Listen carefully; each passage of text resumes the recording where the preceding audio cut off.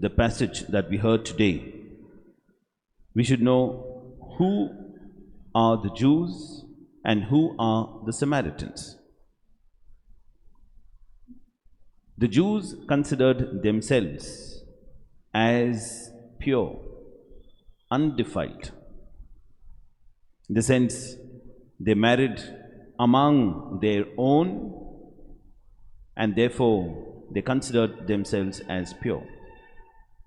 Whereas the Jews considered the Samaritans as sort of defiled. Why? Because some Jew had married a non-Jew and had established a family, and the children of that particular family of what we might call today as mixed marriages, they were looked down upon by the mainline Jewish society. And such people were called as the Samaritans. Another understanding is the people of Samaria were called as the Samaritans.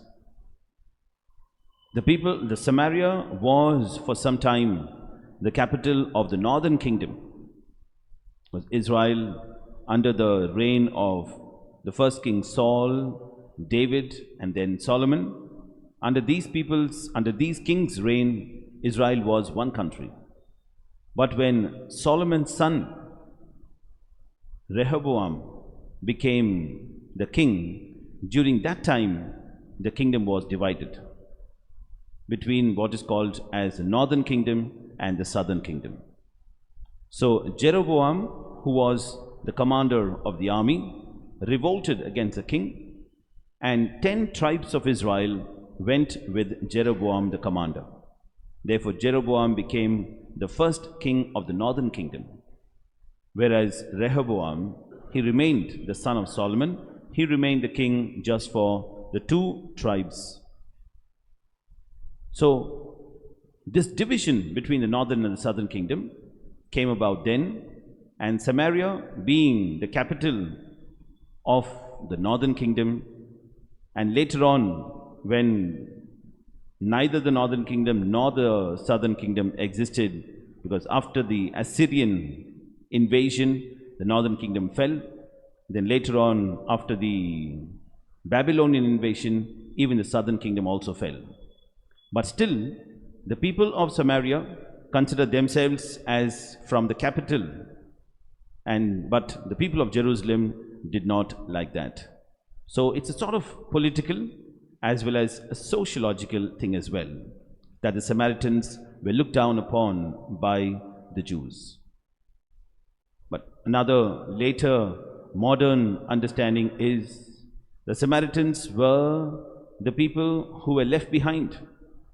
When the Babylonians came in the year 586 BC and invaded Israel and took away all the cream of the society, the leaders and all that, and those were like very poor, and those who were literally good for nothing, they left them behind. And those who remained behind stayed in the land, and therefore now those who were taken away considered themselves as better than those who were left behind. So later on, under the reign of the emperors, the Persian emperors Darius and Cyrus, when the Israelites came back to the Holy Land, to the Promised Land, the cream as such came back again. But when they saw that the local people were already there, they considered them as so-called defiled. And that's the reason why they looked down. So you see, historically there have been several reasons why this division between the Jews on the one hand and the Samaritans on the other hand. Now the gospel reading says, Jesus had set his face to go towards Jerusalem, and in between is Samaria. Because Jesus was coming from the north, that is from Nazareth, from Capernaum, from the north, basically from the Galilee region. Jesus was coming to Jerusalem. The Samaritan town and the Samaritan villages are in between, what we might call in Madhya Pradesh. They are in between. So Jesus from the north had to cross through the Samaritan villages and then come down to Jerusalem, which is in the south. So now, since he had fixed his eyes to go towards Jerusalem, the Samaritan people disliked it. And that's the reason why they did not welcome Jesus. So we can understand that the animosity between the Jews and the Samaritans was really severe. It was really severe. And that's the reason why they did not do this. Now, sometimes it can happen even among us. Let's say somebody comes and says, oh, we are looking for so and so. Then you may know, suppose that person is not your friend. So what you'll say, I don't know. We don't know. But suppose that person is your friend, immediately, yes, go this way, yeah, that's the third house, fourth house, yes, that's the house, you might say. So you see, the relationship between persons really matters concerning the way we are disposed. So if the Samaritans did not welcome Jesus and his apostles, it's understandable. Why? Because the sociological situation was such at that time. But now, the disciples of Jesus are also Jews, racially. And therefore, immediately James and John say, come on, Lord, shall we bring down fire from heaven and destroy this village? See, they are thinking too much about themselves. Jesus is not concerned about this sociological differences. He's not concerned about, oh, they are accepting me, not accepting me. Because he knows, eventually, even the Jews also in Jerusalem are not going to accept him either. And therefore, Jesus rebukes not the Samaritan village, not the Samaritan people. Rather, Jesus rebukes his own, James and John. And then Jesus goes on through another village. He passes on. He goes to Jerusalem. So you see, Jesus is clear with regard to what exactly is the central purpose of his existence, his coming, his ministry. And there may be distracting things like this, but Jesus is clear and he is going on ahead to accomplish that.